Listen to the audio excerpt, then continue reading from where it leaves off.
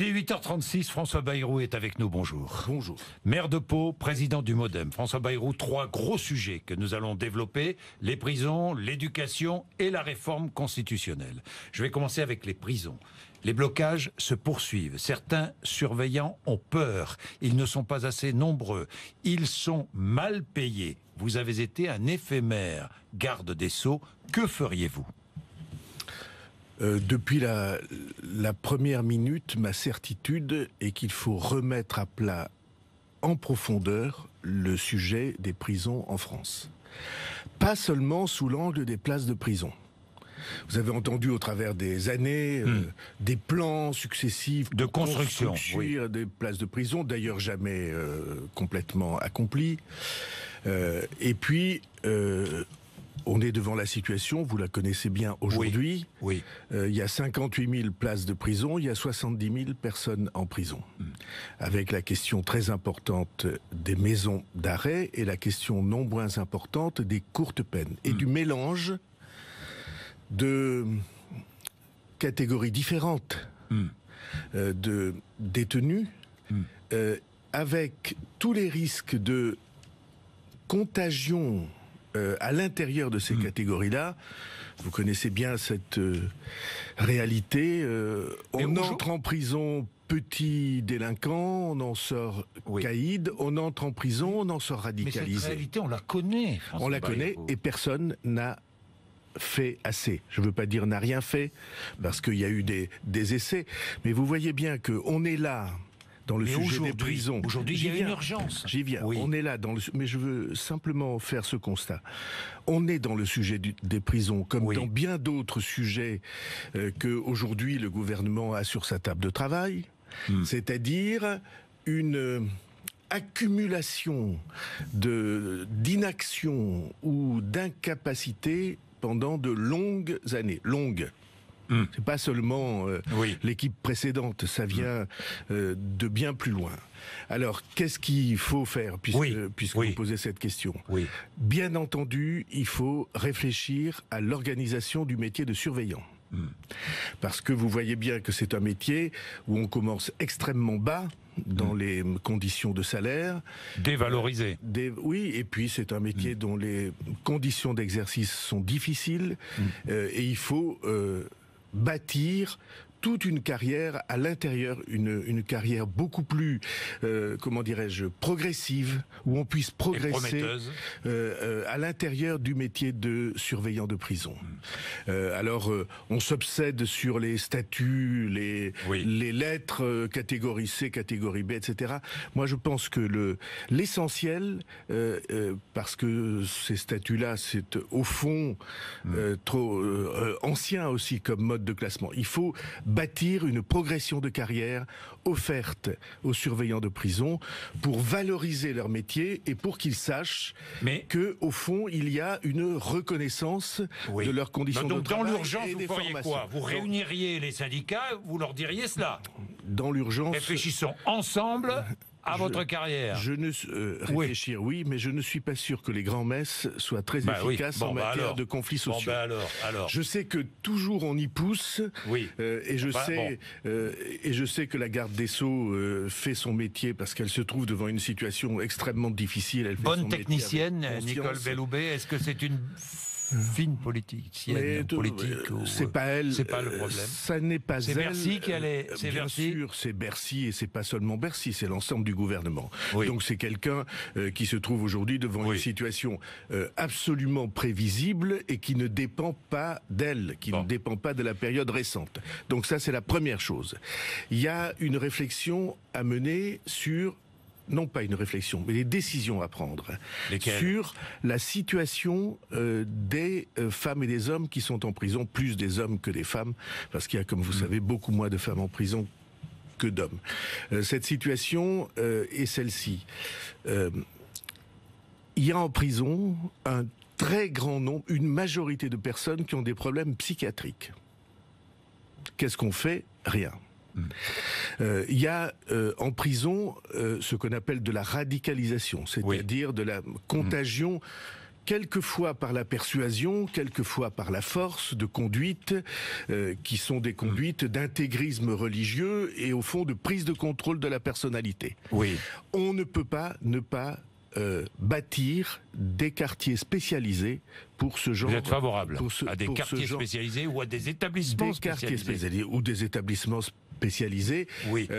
Donc pour séparer ce genre de conduite. Séparer ces détenus radicalisés des autres. Et séparer les courtes peines des longues peines pour éviter la contagion de ces choses-là. En tout cas, trouver des réponses adaptées et probablement sortir de la philosophie des très grands établissements pour arriver à des établissements de taille humaine.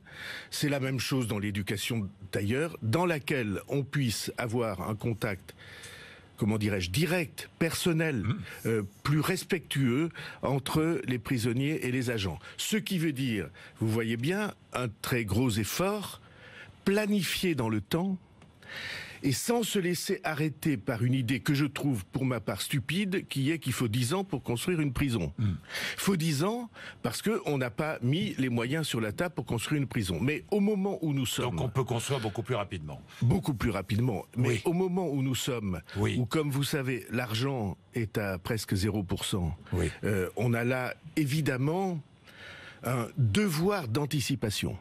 Un devoir de prévision, de plan, de planification pour arriver à une situation nouvelle à partir d'une philosophie nouvelle. Parce que ce que je viens de décrire, c'est une philosophie nouvelle des prisons. Bien, parlons de la radicalisation, parce qu'il y a débat, faut-il juger en France les djihadistes français ou françaises arrêtés en Syrie ou en Irak?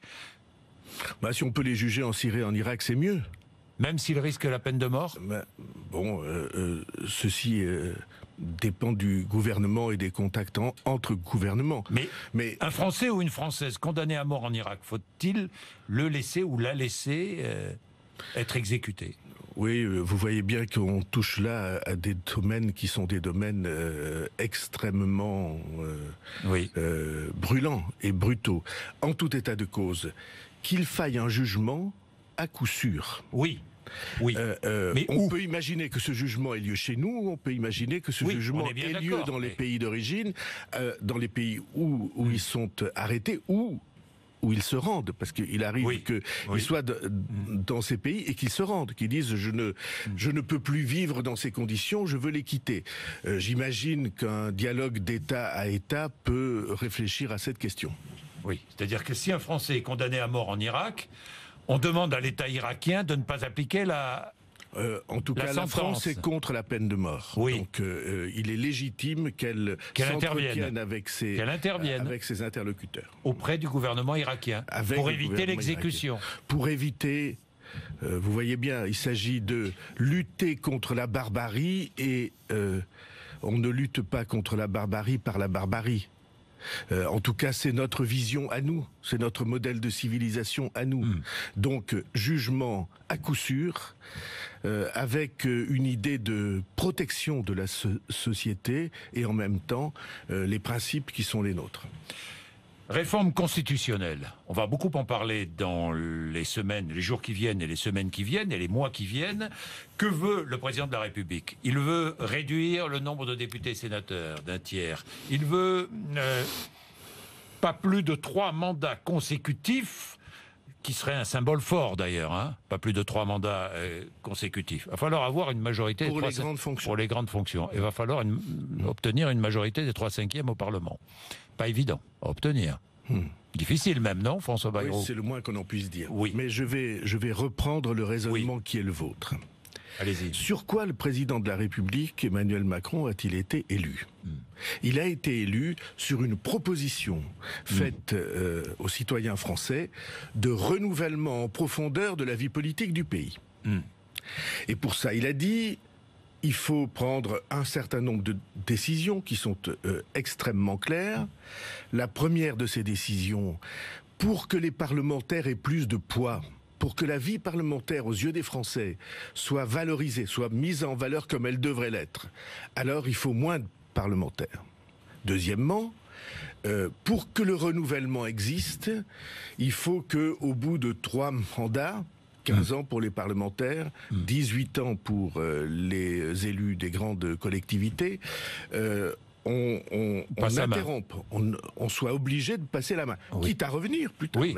Mais bon, on passe la main. On fait vous voyez bien, on fait un stop. Et troisièmement, pour qu'il y ait enfin un peu de pluralisme dans la vie politique française, que tous les grands courants d'opinion, ceux qui font plus de 5%, 5% c'est au moins 1 million de voix. Il faut qu'ils aient une représentation, il faut qu'ils aient une voix à l'Assemblée nationale. Ces trois principes sont, à mes yeux, indissolublement liés. Et vous voyez bien ce qui se passe, il y en a dans tous les journaux, il y a une partie du monde politique en place qui est bien décidée à empêcher Emmanuel Macron d'imposer ce renouvellement. Doit-il céder ? Eh bien moi, le jugement qui est le mien, c'est qu'il ne doit pas céder. Le président de la République a été élu sur cette proposition faite aux Français, et il a été élu principalement sur cette proposition-là. Et l'avenir du mandat qui lui a été confié par les Français se joue évidemment sur sa détermination à aller jusqu'au bout de ces réformes simples qui sont évoquées depuis des décennies, qui sont bloquées depuis des décennies et que un grand nombre de Français attendent. Non pas techniquement, mais ils sentent bien qu'il y a besoin de renouveler tout ça et de mettre de l'oxygène dans tout ça. Alors c'est pas facile, c'est pas simple. Donc si la majorité 3/5 est très difficile à obtenir, même impossible, référendum. Voilà la décision du président de la République, elle lui appartient, elle n'appartient à personne d'autre. Et cependant, c'est une décision, à mon avis, très importante. Il faut qu'il organise un référendum. Très importante pour cet avenir. Je ne vais pas lui donner des conseils par micro interposé. Non, mais si j'avais à lui dire quelque chose, je le dirais. Mais pour moi, vous voyez bien, il y a des moments clés dans un quinquennat, dans une période politique. Et ces moments clés, habituellement, ce sont des moments que les gouvernants sont obligés de vivre en marche arrière. Bon. On fait une campagne, on propose, on promet, et puis devant la difficulté des temps, on recule. Les entourages vous disent mais c'est pas le moment, c'est trop risqué. Je pense qu'Emmanuel Macron n'est pas de cette trempe-là. Donc, un référendum marquerait sa présidence. Un référendum, c'est l'instrument absolu d'une démocratie, parce qu'on s'en remet aux citoyens. Il y a des gens qui croient que ces problèmes sont des problèmes secondaires. Et secondaires et dérangeants pour eux. Moi, je pense qu'ils sont essentiels. Et il ne doit pas renoncer devant l'obstacle. Il ne doit pas, ni lui, ni personne d'autre. Chaque fois qu'on est en situation de responsabilité, on ne doit pas éviter l'obstacle. C'est ainsi qu'on marque l'exercice de la responsabilité qui est la sienne. Et donc vous êtes favorable au référendum, vous, pour votre part? Vous avez bien entendu que je ne veux pas prononcer des phrases... Vous ne pouvez pas dire le mot référendum. Si, je peux dire le mot référendum. Vous êtes favorable. Vous n'allez pas donner de... Mais vous savez bien que j'étais favorable depuis le premier jour, depuis l'origine. Mon idée, à moi, c'était qu'il fallait faire ça en même temps que les élections législatives. Pour que les Français le 18 juin. Pour que les Français se prononcent en même temps sur leurs élus et sur les nouvelles règles qui allaient être celles qui organisaient... Ça n'a pas été fait. Qui organisait la vie politique. Et je connais le président de la République, je pense que ce n'est pas quelqu'un qui a envie de renoncer. Mais c'est une décision très importante à prendre. Mais vous êtes favorable au référendum. Vous l'avez entendu. Et il y a beaucoup de gens qui lui proposeront de ne pas prendre ce risque, ou ceux qu'ils verront comme un risque. Pour moi, il n'y a pas de risque. Non. Mais c'est parce que s'en remettre aux Français sur une question d'organisation de la vie publique, c'est pas un risque. Et interrompre l'élan, là, ce serait un risque important.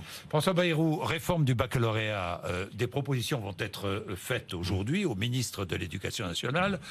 Par exemple, la suppression des filières. Vous connaissez bien les filières. C'est moi qui je sais. Que pensez-vous de la suppression des filières? Vous avez vu les premières pistes de travail. Nous verrons ce que proposera le ministre. ministre du Travail. Je ne sais pas quel sera le texte exact. Oui, non, moi non plus. Et je ne sais pas quelle sera la décision du ministre de l'Éducation nationale. Je veux dire ceci. Au fond, ce qu'on est en train de dire, c'est qu'il y aura un tronc commun, et c'est bien. Oui. C'est bien, pourquoi ? Parce que pour moi, l'enseignement secondaire est un enseignement de culture générale, fondé sur la culture générale. Que l'idée d'une spécialisation précoce est de moins en moins une bonne idée.